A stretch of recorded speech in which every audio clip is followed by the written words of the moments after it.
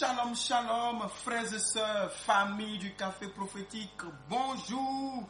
Je suis heureux de vous retrouver aujourd'hui, lundi 24 juin 2024, pour entamer cette nouvelle semaine. Nous sommes à notre rendez-vous du matin au Café Prophétique et je suis votre frère Todd Eli, frère du Christ, fils de Dieu le Père dans le Fils unique Jésus-Christ, apôtre de l'Évangile.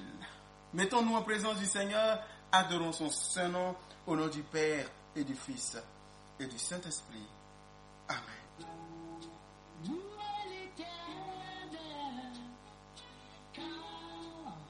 Il est bon,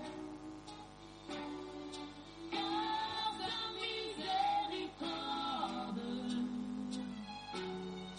durera toujours. Que ceux qui craignent l'Éternel disent, car sa miséricorde durera toujours. Du sein de la détresse, j'ai invoqué l'Éternel m'a exaucé. Il m'a mis au large. C'est pas fini. Je te louerai parce que tu m'as exaucé, parce que tu m'as sauvé. Alléluia, À toi la gloire, Seigneur.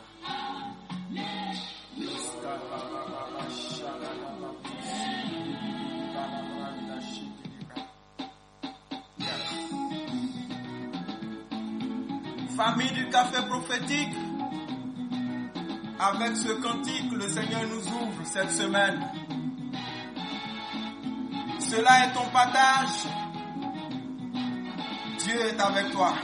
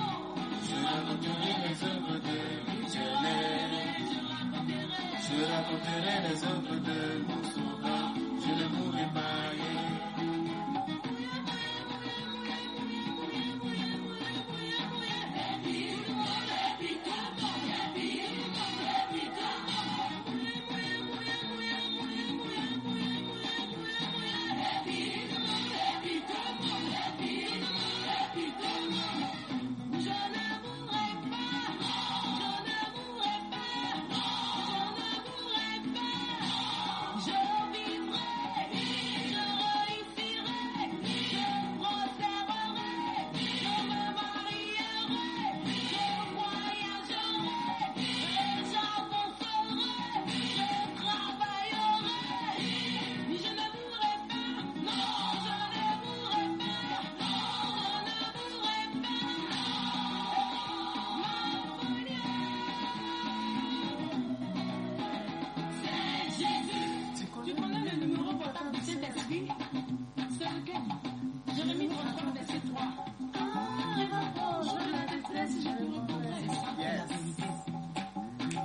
C'est pour les enfants de Dieu.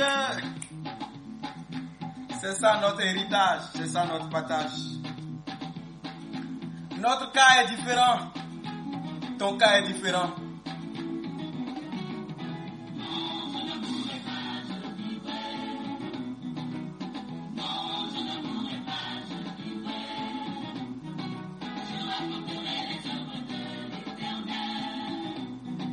Je raconterai les œuvres de mon Sauveur, je ne mourrai pas. Yes, frères et sœurs dans le Seigneur, à nouveau bonjour. Je suis content, toujours content d'être à votre contact au travers Café Prophétique. Le Seigneur nous donne une nouvelle semaine. Et en cette nouvelle semaine, je voudrais partager quelque chose avec vous. Bien-aimés, il s'agit de la foi, de la manière dont la foi perçoit les choses, la manière dont Dieu veut que nous percevions les choses en tant qu'enfants, fils et filles du royaume. Voyez-vous, hier dimanche, je suis tombé sur une information où il y a une église qui a brûlé. Et tout le monde, il y a des gens qui se moquaient. Il y a des gens qui disaient, mais c'est normal, vous passez votre temps à dire feu, feu, feu. Maintenant, votre église a brûlé. Hier, une histoire réelle que j'ai vue. Et j'ai touché quelques amis. J'ai envoyé l'information à quelques amis.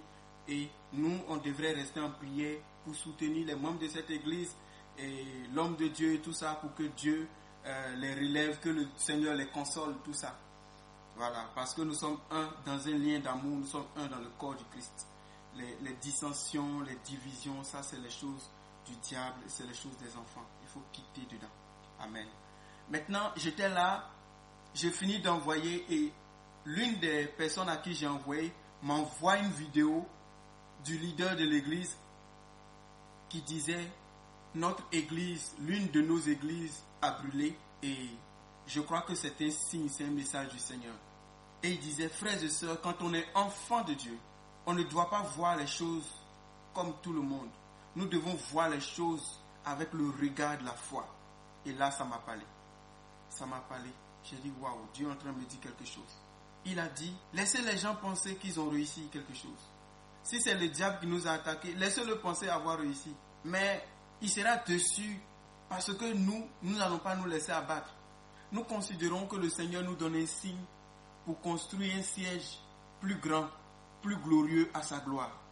Donc, nous allons rebâtir le siège et nous allons faire quelque chose de plus grand et qui est plus digne de Dieu. Parce que peut-être que le Seigneur voulait qu'on change et que si cette chose n'était pas arrivée, on n'allait pas changer. J'ai dit, waouh, l'un de tes sièges brûle et toi, ton discours est si positif. J'ai dit, waouh, si c'était d'autres personnes, si c'était moi, si c'était toi, comment on allait voir ça? Comment on allait comprendre ça? Alors venons maintenant au café prophétique. Je veux parler aux champions, aux enfants de Dieu, tous ceux qui ont perdu espoir.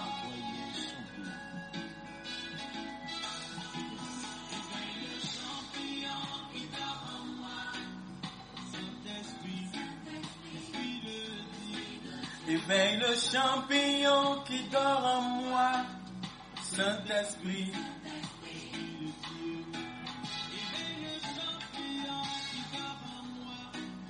Frères et sœurs dans le Seigneur,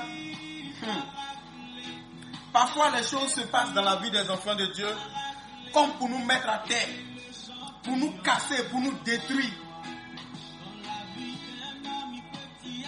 Mais dans la vie d'un homme, il peut avoir des hauts et des bas. Comme Jésus lui-même l'a connu pendant le chemin de croix. Il est tombé par 3 fois, mais à chaque fois il s'est relevé. Tant que Dieu, qui est la source de tes ressources, est avec toi, peu importe les ténèbres, peu importe ce qui peut ressembler à un échec, une chute, Dieu te relèvera et Dieu te fera faire des exploits. C'est pourquoi, frère, il faut que tu saches qui tu es en ce matin. Rien ne doit pouvoir nous arrêter. Rien ne peut nous arrêter. Rien ne doit nous arrêter, enfants de Dieu. Qui que vous soyez, où que vous puissiez être, rien ne devrait plus jamais nous arrêter. Ni les hommes, ni les démons, ni rien. Rien ne doit t'arrêter. Tu es un champion. Quand tu te réveilles le matin comme ça, les défis, tu vas les faire tomber à tes pieds. Tu vas relever les défis. Tu vas atteindre les records. Tu vas battre les records. Parce que Dieu est avec toi pour te faire réussir. Écoute, si ce sur quoi tu comptais, ou bien ce sur quoi ta fierté était assise, a été détruite, Dieu a permis cela pour une bonne raison. Face aux géants de ta vie, aie la force de continuer. Aie la patience. Que Dieu soit avec toi. Dieu est avec toi. Dieu est avec toi.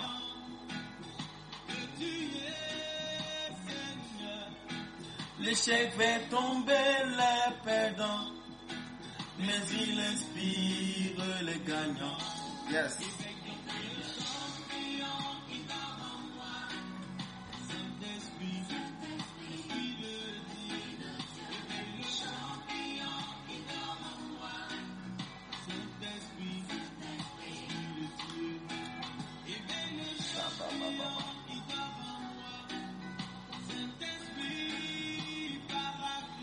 Écoute frère, la Bible dit dans le psaume 34, le verset 19, le malheur atteint souvent le juste, mais l'Éternel l'en délivre toujours. Le malheur atteint souvent le juste, mais l'Éternel l'en délivre toujours. Écoute-moi bien. Juste, toi qui crois en Dieu, toi qui as foi en Dieu, toi qui as accueilli Dieu comme ton Père, comme ton Seigneur, le malheur peut venir, les difficultés peuvent venir, les épreuves peuvent venir, les obstacles peuvent se dresser devant toi. Parfois même, la situation peut donner l'impression d'un échec. Parfois, la chose peut te tomber sur la tête au point où toi-même, tu as du mal à te lever et à te relever. Paul disait que, frères et sœurs, je ne veux pas que vous soyez ignorants de ce que nous avons comme tribulation ici. Nous avons des tribulations où parfois nous-mêmes, on finit par désespérer. On ne sait même pas si on va vivre. Paul a vécu ça et il dit au corps du Christ, ne soyez pas, sachez que c'est des choses qui peuvent arriver. Mais quand ça arrive, sachez-le, Dieu est avec nous. Et Dieu nous soutient. Dieu nous fera traverser cela. Dieu nous fera sortir de ça. Et Dieu nous donnera la victoire là-dessus. Et ça nous donnera une histoire. Ça fera qu'on ne sera pas des gens banals. Frères et sœurs, quand vous voyez les gens qui ont relevé de grands défis, ne croyez pas qu'ils n'ont pas échoué. Quand quelqu'un est sorti avec une nouvelle application, quand quelqu'un est sorti avec une nouvelle invention, un nouveau médicament, quoi encore, un nouveau vaccin, une nouvelle technologie, est-ce que tu sais combien de fois il a échoué? Il a essayé, il a échoué, il a essayé, il a échoué, jusqu'à... C'est le résultat, tout le monde voit et tout le monde acclame. Mais les fois où il a échoué, les fois où il a été frustré, les fois où il a failli abandonner dans sa chambre, tu n'étais pas là, tu n'as pas vu. Mais dès l'instant où il a insisté, dès l'instant où il n'a pas abandonné, dès l'instant où il a peut-être changé de stratégie, de mode d'action, de positionnement, mais il n'a pas abandonné la bataille, il a fini par atteindre l'objectif et tout le monde le célèbre aujourd'hui. Frères et sœurs dans le Seigneur, aujourd'hui, parlons football. Tout le monde parle de Cristiano Ronaldo, Messi. On dit qu'ils sont forts. On parle de leur longévité. On parle de leur capacité. Cristiano qui met presque tous les pénaltys. Mais on connaît des gens qui ratent presque tous les pénaltys qu'on leur donne. Ce qui signifie que marquer un pénalty, ce n'est pas la chose la plus banale au monde. Il faut s'entraîner. Il faut s'appliquer à cet exercice et dompter l'exercice. Le coup franc, dribbler les gens, faire des passes, marquer des buts. Vous voyez, vous ne savez pas tout ce que ceux-là ont dû faire comme entraînement. Et à l'entraînement, vous n'étiez pas là-bas. Il y a beaucoup de choses qui ont échoué. Le Seigneur me dit d'aller dans les films. Je vais dans les films.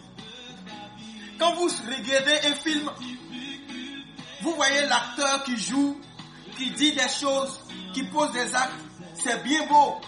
Mais pendant le tournage, ça n'a pas été comme ça. Il y a eu des coupés. On reprend. Non, c'est pas comme ça. On veut plus de vie. Non, coupé. Non, madame, il faut que ton visage... Et on lui réexplique. Parfois, il a oublié. Et puis, il arrive. Ou bien. Allez-y voir pendant les tournages des films. Tout ne se passe pas facilement. Mais, après, quand on nous présente les parties où ils ont réussi, c'est un joyau. C'est de grands acteurs. Et ils peuvent avoir des admirateurs. Des gens qui veulent être comme eux. Mais rien n'est facile.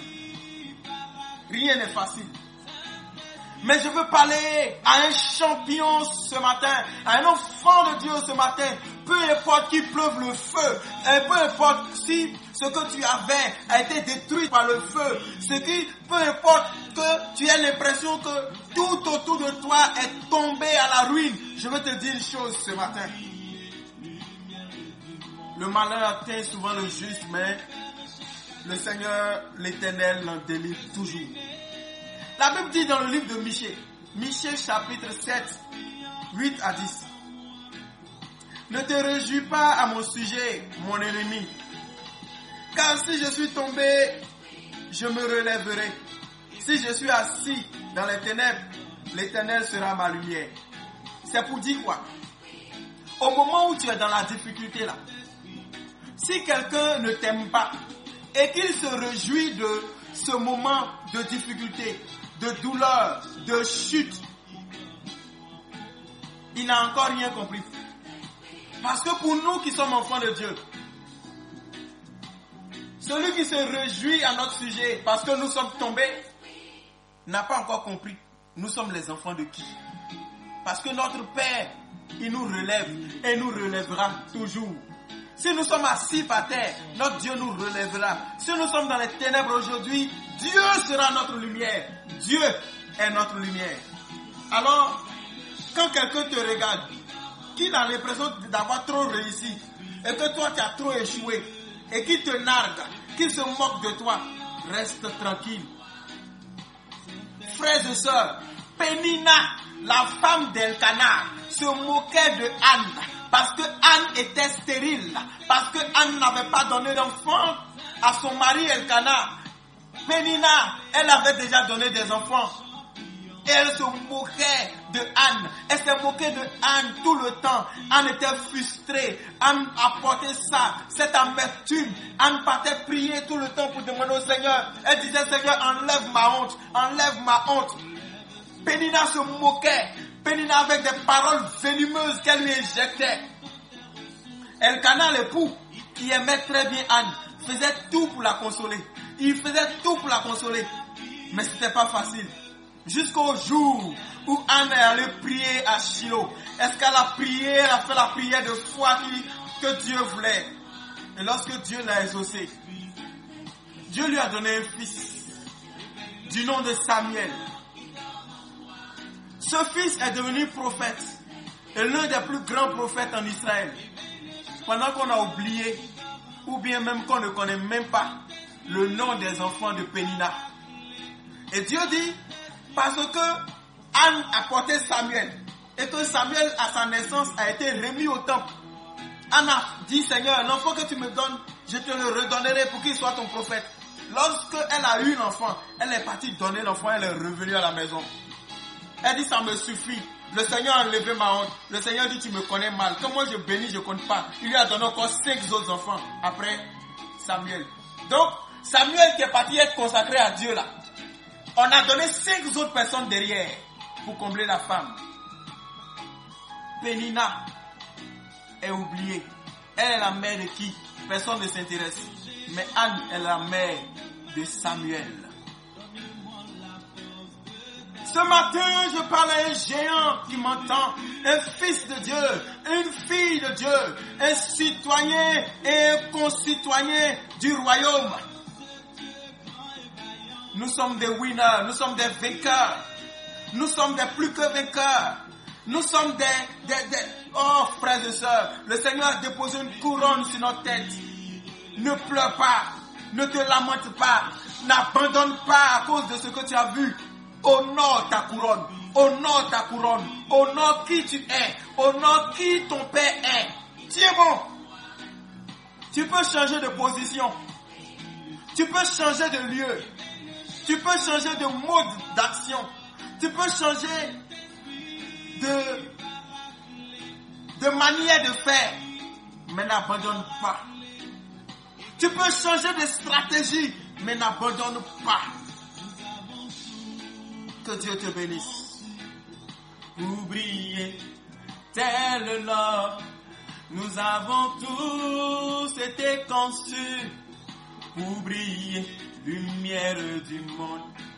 Je suis né pour faire échec à l'échec. Je suis né pour briller. Éveille le champignon qui dort en moi. Saint-Esprit, Paraclet. Yes! Bon début de semaine. Bonne matinée, bonne journée, bonne semaine. Yes! Dieu est avec toi. Lève-toi. Va. Va avec la grâce de Dieu. Va. Dieu est avec toi. Tu réussiras. Je prie pour toi en ce matin. Ouvre tes mains là-bas. Père, au nom de Jésus. Visite un enfant de Dieu. Visite une fille du royaume. Fais-lui du bien. Accorde à ton enfant ce matin la grâce de se relever et d'aller. La grâce de se lever et de foncer. Qu'aucune chute n'arrête ton enfant. Qu'aucune moquerie ne paralyse ton enfant. Seigneur, que rien ne soit obstacle à l'évolution de tes enfants. Que l'onction leur soit accordée pour aller, pour vaincre, pour atteindre le but et de réaliser des exploits. Au nom de Jésus, en cette nouvelle semaine qui s'est ouverte, que Dieu bénisse chacun d'entre eux. Bénis leurs pieds, bénis leurs mains, bénis leur tête, bénis leur intelligence. Donne-leur de la vision, donne-leur de la sagesse, donne-leur, Seigneur, la finesse et le tact dans ce qu'ils doivent faire, comment ils doivent le faire, quand ils doivent faire, au nom puissant de Jésus. Merci Seigneur, car tu bénis tes enfants. Que toute la gloire te soit rendue. Café prophétique, nous introduisons cette semaine, la semaine de la foi. Rendez-vous ce soir pour la prière du soir. En attendant, je m'arrête sur cette note. Je suis votre frère Todeli. Je suis heureux d'être le canal par lequel Dieu vous fait du bien. Excellente journée. Que Dieu vous garde. Au nom du Père et du Fils et du Saint-Esprit. Amen.